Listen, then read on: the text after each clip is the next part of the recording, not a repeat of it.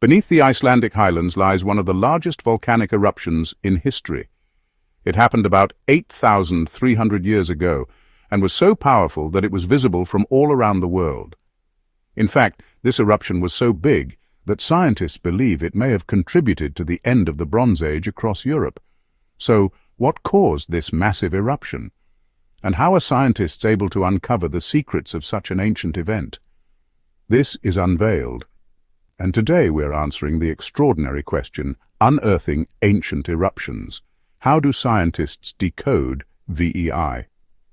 The eruption we're talking about today happened at a place called VEI, which sits just below the Volcanic Highlands in Iceland. The name itself comes from the Icelandic word for mountain that lies far away. And sure enough, the summit of its central vent is over 2 kilometers or about 1.5 miles high. When it erupts, it makes up for lost time. That's why its most recent major eruption was so catastrophic. But here's the catch. Even though we know about the scale of the event, we don't know exactly when it took place because it happened so long ago. It's hard to find evidence left over from thousands of years ago, so instead of talking about the year this eruption occurred, we talk about the magnitude of it. Scientists use something called the Volcanic Explosivity Index, or the VEI, to rate eruptions based on how much material they eject and how violently they do it. The scale ranges from 1 to 8, and in order to reach level 8, an eruption has to throw more than 1,000 cubic kilometers of material into the atmosphere. As you can imagine, this doesn't happen very often. There have only been 6 eruptions with a VEI of 8 since the Earth has existed. The largest ever recorded was the 1815 eruption of Mount Tambora in Indonesia, which was a level 7. Level 7 eruptions also don't happen very often, but they've happened more than level 8. VEI uses numbers, but it isn't a linear scale. The difference between a VEI 6 and a VEI 7 eruption is huge. So, in terms of magnitude, VEI 8 is a lot larger than VEI 7.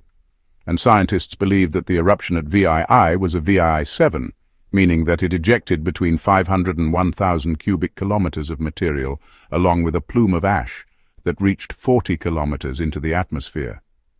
To put that into perspective, if the entire population of London stood shoulder to shoulder, they would only take up a tiny fraction of the space that the eruption plume would cover.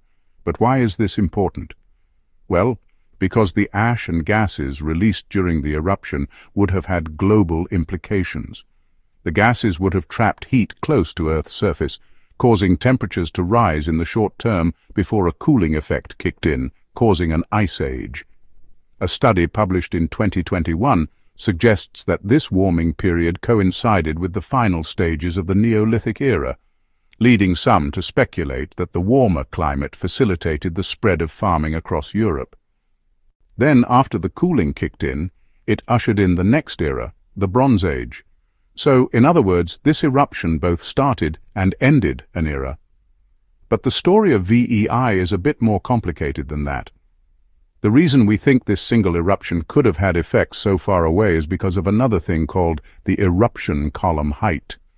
An eruption column is basically a giant cloud of hot gas and ash that rises up through the vent of a volcano during an eruption. And the higher it reaches, the further the particles within it can travel. If the column reaches into the stratosphere, particles can make it all the way around the planet before falling back down to Earth. And because these particles reflect sunlight, they can block out the sun and cause temperatures to drop. Scientists think that the eruption column of the VEI eruption reached all the way to the mesosphere, the second highest layer of the atmosphere, which is around 50 kilometers above the ground. That's almost as high as some space agencies' rockets go. To get that high, however, the pressure inside the volcano would have had to be intense. And getting to the bottom of that pressure is one of the ways that scientists determine the magnitude of past eruptions. One way of measuring the pressure is by looking at the vent itself. The bigger the vent, the more pressure was required to blow it open. The vent of the VEI is nearly 900 meters wide, which is equivalent to the length of 2 American football fields. But there's a problem with using the size of the vent as an indicator of the eruption's pressure. Small vents can experience just as much pressure as large ones. For example, the 1980 eruption of Mount St. Helens in Washington state blew its top off, even though it had a vent that was only about 1.5 meters wide. So there must be another way to measure pressure. And luckily there is.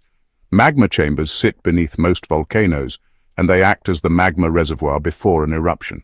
In other words, they're like the balloon before it pops. So, by studying them, scientists can better understand the pressure that built up inside. Of course, this only works if the magma chamber is still there, which is not always the case. In fact, at VEI, the magma chamber appears to have emptied completely. But researchers were still able to uncover subtle signs of its former existence.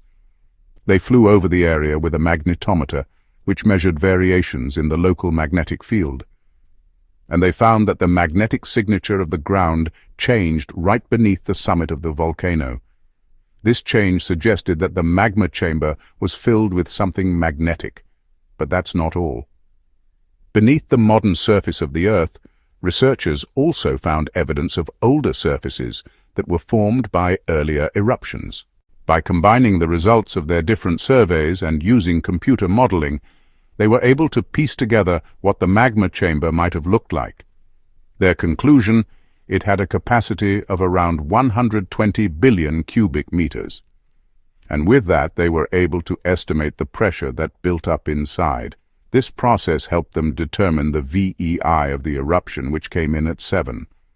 But scientists also want to know the timing of the eruption, and for that, they turn to the ice. You see, ice is pretty unforgiving. Unlike wood or rock, it doesn't decay. So when pieces of debris get trapped inside it, they stay there. All that scientists need to do is identify the debris and then figure out how old it is. For example, a piece of charcoal means that there was a fire, and that usually means there were people nearby. In the case of the VEI eruption, researchers needed to find something that would date back to the eruption itself. And what they found was charcoal from burnt conifer forest, which dates back to between 8,400 and 8,200 years ago. Other pieces of debris like bones, animal teeth, and plant remains can be dated using radiocarbon dating. Bones and teeth contain organic matter, meaning they still have carbon in them. Carbon atoms are made up of 6 protons and 6 neutrons, but they can decay into nitrogen atoms, which have 1 extra neutron. This decay happens at a constant rate, which allows scientists to calculate how long ago the organic matter was alive. Plant remains can be dated in the same way, but sometimes there's a simpler way. Plants produce rings as they grow, and each ring represents a year of growth. So counting the rings is a quick way to figure out how old the plant was when it died. By collecting samples from the surrounding area and using these different dating techniques, scientists were able to narrow down the timing of the eruption. And to confirm it, they turned to ice cores. These are cylindrical samples of ice that scientists extract from glaciers and use to learn about the past. Just like tree rings, ice layers accumulate over time. Each new layer sits on top of the previous one and moves further away from where it initially fell. So older ice is found deeper within the core. Layers are formed by different types of snow, wind, and temperature, among other things, and scientists can distinguish between them under a microscope. Researchers extracted 3 different ice cores from the Vatnajökull glacier, which sits a few hundred kilometers away from VEI, and in each core they found a layer of ash that had come from the volcano. Using radiocarbon dating on organic matter found in the layers above and below the ash, they were able to date the ash layer itself. They got a date for the top of the ash layer and another date for the bottom. And when the range of those 2 dates overlapped, that gave them a window of time in which the eruption occurred. So with the size of the vent, the pressure, the magma chamber, and the dating evidence all lined up, scientists were able to confirm that the VEI eruption happened sometime between 8,400 and 8,200 years ago, and that it was a VEI 7. They also confirmed that the eruption column reached into the upper mesosphere. But it turns out the eruption didn't end there. There's evidence that after the main eruption, smaller explosions continued to pepper the landscape with tephra. Tephra is made up of rock fragments ejected during an eruption, and it varies in size. It can be as small as ash or as big as blocks of solid rock. Some of the tephra from the VEI eruption was thrown over 50 kilometers from the volcano, while other pieces fell back to the ground within a few kilometers. Scientists used a technique called tephrostratigraphy to map out where different types of tephra fell. By matching up the composition of the tephra with its location, researchers could tell which eruption produced it. For example, tephra with a certain mineral called sanidine was only found at sites younger than the main VEI eruption. At one site, researchers found a layer of tephra mixed with charcoal from burnt vegetation, suggesting that it fell during a fire. This tephra layer was dated to be around 8,300 years old. At another site, a layer of coarse tephra was dated to be around 8,200 years old. So together, the data paint a picture of what happened after the main eruption. There was a period of calm, followed by smaller eruptions, and finally, another explosive eruption. In total, it appears that the VEI system erupted about 12 times over the course of a few hundred years, and although we've learned a lot about the eruption, there's still more work to be done. We still don't know exactly when it happened. The oldest possible date is based on the youngest date of the ice core sample, but that's a minimum age. The reality could be that the eruption happened earlier in the timeline. Scientists also don't know yet whether all the smaller eruptions came from the same vent or from different vents.